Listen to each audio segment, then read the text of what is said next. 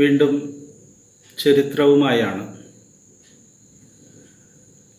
എം.എൻ. ഗോവിന്ദൻ നായർക്കെതിരെ അഴിമതി ആരോപണം ഉണ്ടാകാതിരുന്നെങ്കിൽ കേരളത്തിൻ്റെ ചരിത്രം മറ്റൊന്നാകുമായിരുന്നു. സ്വാഭാവികമായും ചോദ്യമുണ്ട്, എം.എൻ. ഗോവിന്ദൻ നായർക്കെതിരെ അഴിമതി ആരോപണം ഉണ്ടായോ?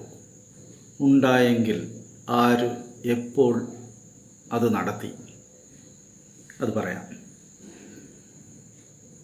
1967 ആദ്യമായി ഇവിടെ ഒരു ബൃഹത് രാഷ്ട്രീയ സഖ്യം ഉണ്ടാകുന്നുണ്ട്.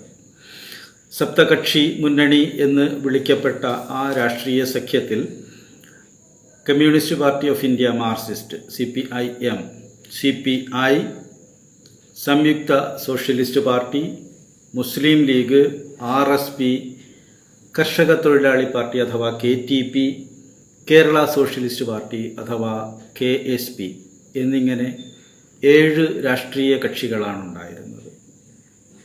ഈ സപ്തകക്ഷി മുന്നണി മൃഗീയ ഭൂരിപക്ഷമാണ് നേടിയത്. അതിൽ തന്നെ CPIM ഏറ്റവും വലിയ കക്ഷിയായി 52 സീറ്റ് കരസ്ഥമാക്കി. കേരളത്തിലെ തന്നെ പ്രബലമായ 2 കക്ഷികളിൽ ഒന്നായിരുന്ന കോൺഗ്രസ് വെറും 9 സീറ്റിൽ ഒതുങ്ങി. അങ്ങനെ സപ്തകക്ഷി മുന്നണി 1967 അധികാരത്തിലെത്തി. പക്ഷേ നിരന്തരം അതിനുള്ളിൽ പ്രശ്നങ്ങളാണ്. ഒരുപാട് പ്രശ്നങ്ങളുണ്ടായി. ആ പ്രശ്നങ്ങളിൽ എപ്പോഴും ഒരു വല്യേട്ടനായി CPIM ഒരു പക്ഷത്ത് നിലയുറപ്പിച്ചു. ആ സന്ദർഭത്തിൽ CPIയും SSP അന്ന് 2ആയി പിളർന്നു. ISP എന്നും PS എന്ന മറ്റൊരു കക്ഷി ഉണ്ടായി. അതിലെ ISPയും RSPയും മുസ്ലിം ലീഗും ചേർന്ന് ഇതിനുള്ളിൽ ഒരു കുറുമുന്നണി ഉണ്ടാക്കി. ശക്തമായ CPIM മേധാവിത്വത്തെ ഈ കുറുമുന്നണി പ്രതിരോധിച്ചു കൊണ്ടിരുന്നു. ഈ 2 വിഭാഗങ്ങൾ തമ്മിലുള്ള തർക്കവും മത്സരവും നിരന്തര സംഭവമായി. ഒരു സന്ദർഭത്തിൽ കർഷക തൊഴിലാളി പാർട്ടി നേതാവായ B. വെല്ലിംഗ്ടണെതിരെ CPIയുടെ നേതൃത്വത്തിൽ ഒരു അഴിമതി ആരോപണമുണ്ടാവുകയും അത് നിയമസഭ പാസാക്കുകയും ചെയ്തു. ഇതിൻ്റെ പ്രതിഷേധമായോ പ്രതികരണമായോ CPI മന്ത്രിമാരായ M.N. ഗോവിന്ദൻ നായർക്കും TV തോമസിനും എതിരായി അഴിമതി ആരോപണം ഉന്നയിക്കുന്നു. തുടർന്ന്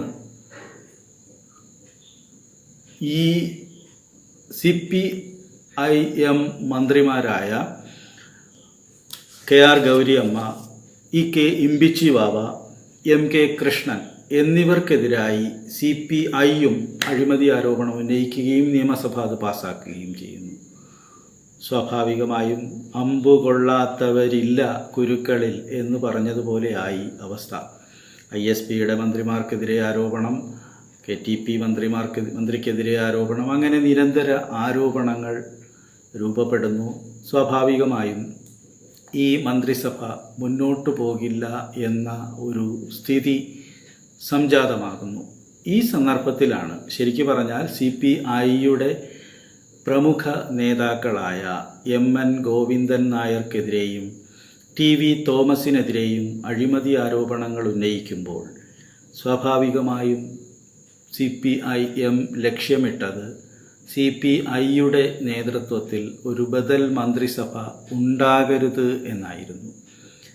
അങ്ങനെ ഒരു ബദൽ മന്ത്രിസഭ ഉണ്ടായാൽ അതിന് നേതൃത്വം കൊടുക്കാൻ പ്രാപ്തരായ 2 നേതാക്കളാണ് അന്ന് ലൈംലൈറ്റിലുണ്ടായിരുന്നത്. അവരെ 2 പേരെയും അഴിമതി ആരോപണം നടത്തി ഒഴിവാക്കി വച്ചാൽ മറ്റൊരു നേതാവ് ഉണ്ടാകില്ല എന്നവർ ചിന്തിച്ചു. പക്ഷേ ആ ചിന്ത അസ്ഥാനത്തായിരുന്നു എന്നാണ് തെളിയുന്നത്. അതായത് അന്ന് രാജ്യസഭാംഗമായിരുന്ന സി അച്യുതമേനോനെ അവർ മുന്നോട്ട് കൊണ്ടുവരുന്നു. അച്യുതമേനോൻ്റെ നേതൃത്വത്തിൽ 1969 നവംബർ 1 CPI നേതൃത്വം കൊടുക്കുന്ന ഒരു മന്ത്രിസഭ ഇവിടെ രൂപീകൃതമാകുന്നു. അതിൽ കേരള കോൺഗ്രസ് ഭാഗമാകുന്നു. RSP മന്ത്രിസഭയിൽ ഭാഗമാകുന്നില്ലെങ്കിലും അതിന് പുറമേ നിന്ന് പിന്തുണ കൊടുക്കുന്നു, കോൺഗ്രസ് പിന്തുണയ്ക്കുന്നു. അങ്ങനെ മന്ത്രിസഭ രൂപീകൃതമാകുന്നു. ഇവിടെ മറ്റൊരു വസ്തുത നമ്മൾ ചർച്ച ചെയ്യേണ്ടതുണ്ട്. 1956 ഐക്യകേരളം രൂപീകൃതമാകുമ്പോൾ അന്ന് വരെ തിരുക്കൊച്ചി സംസ്ഥാനത്തിൻ്റെ ഭാഗമായിരുന്ന 4 താലൂക്കുകൾ, അതായത് ഒരു ജില്ല, കന്യാകുമാരി ജില്ല, തോവാള, അഗസ്തീശ്വരം, കൽക്കുളം, വിളവൻകോട് എന്നീ 4 താലൂക്കുകൾ ഉൾപ്പെടുന്ന കന്യാകുമാരി ജില്ലയെ തമിഴ്നാടിനോട് ചേർക്കുന്നു. പകരം സൗത്ത് കാനറ ജില്ലയുടെ ഭാഗമായ കാസർഗോഡിനെ കേരളത്തോട് ചേർക്കുന്നു. ഇവിടെ ഒരു വൈരുദ്ധ്യം, ഭാഷാടിസ്ഥാനത്തിലാണ് സംസ്ഥാന പുനഃസംഘടന നടന്നത്. ഇന്നും നാഞ്ചിനാട്ടിൽ പോയാൽ മലയാളം സംസാരിക്കുന്ന ഒരുപാട് ആളുകളെ കാണാൻ കഴിയും. 60-ലേറെ വർഷം കഴിഞ്ഞിട്ടും, സ്വാതന്ത്ര്യം കിട്ടി, കേരളപ്പിറവിയുണ്ടായി 64 വർഷം കഴിഞ്ഞാലും ഇന്നും നാഞ്ചിനാട്ടിലെത്തിയാൽ മലയാളം സംസാരിക്കുന്ന ആൾക്കാരെ ഒരുപാട് പേരെ കാണാം. പക്ഷേ ഇന്നും കാസർഗോഡ് പോയാൽ അങ്ങനെ മലയാളം സംസാരിക്കാത്ത ആൾക്കാരെയും കാണാൻ കഴിയും, അല്ലെങ്കിൽ മലയാളം ബുദ്ധിമുട്ടി സംസാരിക്കുന്ന ആൾക്കാരെയും കാണാൻ കഴിയും. ഭാഷാടിസ്ഥാനത്തിലുള്ള സംസ്ഥാന പുനഃസംഘടനയാണ്. ആ പുനഃസംഘടനയുടെ ലക്ഷ്യത്തെക്കുറിച്ച് ഇങ്ങനെ 2 ഭാഷാ പ്രാധാന്യമുള്ള അല്ലെങ്കിൽ ഭാഷാ പ്രാമുഖ്യമുള്ള പ്രദേശത്തെ ഒഴിവാക്കി ഭാഷാ പ്രാമുഖ്യമില്ലാത്ത പ്രദേശത്തെ ഉൾപ്പെടുത്തി ഒരു സംസ്ഥാനം രൂപീകരിച്ചതിന് പിന്നിൽ സർദാർ KM പണിക്കരുടെ പുത്രി സ്നേഹമായിരുന്നു എന്ന് അന്നും ഇന്നും ആൾക്കാർ പറഞ്ഞു കേട്ടിട്ടുണ്ട്. അതായത് സർദാർ KM പണിക്കരുടെ മകളുടെ ഭർത്താവായിരുന്നു MN ഗോവിന്ദൻ നായർ. നാഞ്ചിനാടിന് അഥവാ കന്യാകുമാരി ജില്ലയ്ക്കൊരു പ്രത്യേകതയുണ്ട്. കമ്മ്യൂണിസം അവിടെ അന്നും ഇന്നും വേരോടിയിട്ടില്ല. പകരം അന്നവിടെ ഉണ്ടായിരുന്നത് നേശമണി നാടാരുടെ നേതൃത്വത്തിലുള്ള ഒരു തിരുവിതാംകൂർ തമിഴ്നാട് കോൺഗ്രസ് ആയിരുന്നു. അവിടെ ഉണ്ടായിരുന്ന ആകെ 14 അസംബ്ലി സീറ്റുകളിൽ 12 സീറ്റുകളും ജയിച്ചിരുന്നത് ഈ TTNC എന്ന തിരുവിതാംകൂർ തമിഴ്നാട് കോൺഗ്രസ് ആയിരുന്നു. പിന്നെയുള്ള 2 സീറ്റിൽ സോഷ്യലിസ്റ്റ് പാർട്ടിയും ജയിച്ചിരുന്നു. അപ്പോൾ സ്വാഭാവികമായും അത്രയും 14 സീറ്റുകളുടെ ഒരു മെജോറിറ്റി അല്ലെങ്കിൽ ഒരു വ്യത്യാസം അവിടെ നിലനിൽക്കും എന്ന് മനസ്സിലാക്കിയത് കൊണ്ടാണ് ഈ നാഞ്ചിനാടിനെ തമിഴ്നാടിനോട് ചേർക്കാൻ സർദാർ KM പണിക്കർ ഉത്സാഹിച്ചത് എന്ന് പറയുന്നു. അങ്ങനെ നാഞ്ചിനാടിനെ ഒഴിവാക്കി കാസർഗോഡിനെ ചേർത്ത് കേരളമുണ്ടാക്കുമ്പോൾ എന്നെങ്കിലും തൻ്റെ മരുമകൻ ഇവിടെ മുഖ്യമന്ത്രിയാകും എന്ന് സർദാർ KM പണിക്കർ ആഗ്രഹിച്ചിരുന്നതായി, പ്രതീക്ഷിച്ചിരുന്നതായി ചരിത്രകാരന്മാരും നിരീക്ഷകരും രേഖപ്പെടുത്തിയിട്ടുണ്ട്.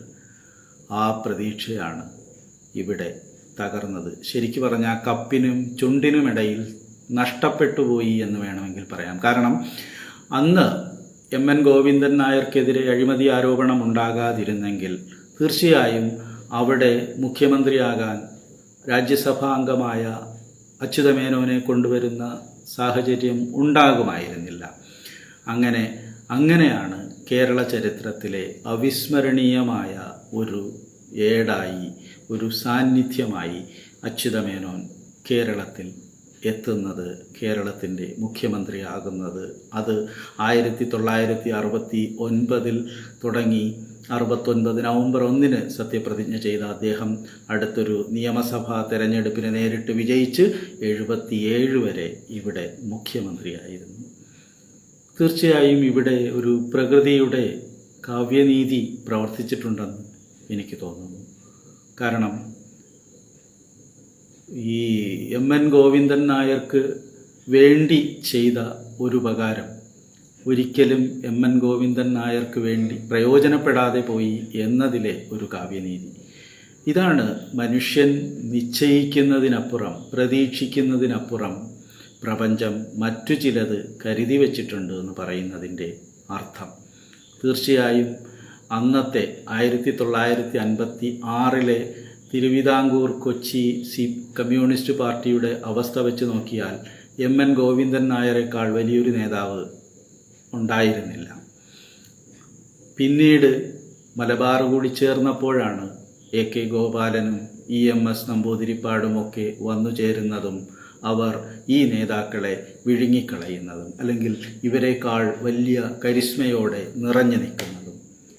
പിന്നീടുണ്ടായ ഒരവസരമാണ് 1969 ആ അവസരവും ഇങ്ങനെ നഷ്ടപ്പെട്ടുപോയി.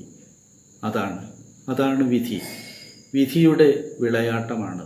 നമ്മൾ അവിഹിതമായി അല്ലെങ്കിൽ അനുചിതമായി എന്തെങ്കിലും നേടാം എന്നാഗ്രഹിച്ചാൽ, എന്നുദ്ദേശിച്ചാൽ, അതിനുവേണ്ടി എന്തെങ്കിലും പ്രവർത്തിച്ചാൽ അത് നമ്മെ കൊണ്ടെത്തിക്കുന്നത് മറ്റൊരു പതനത്തിലായിരിക്കും എന്ന സത്യമാണ് ഈ ഒരു വസ്തുതയിലൂടെ വെളിപ്പെടുന്നത്, തെളിയുന്നത് എന്ന് നമ്മൾ ചിന്തിക്കേണ്ടിയിരിക്കുന്നു.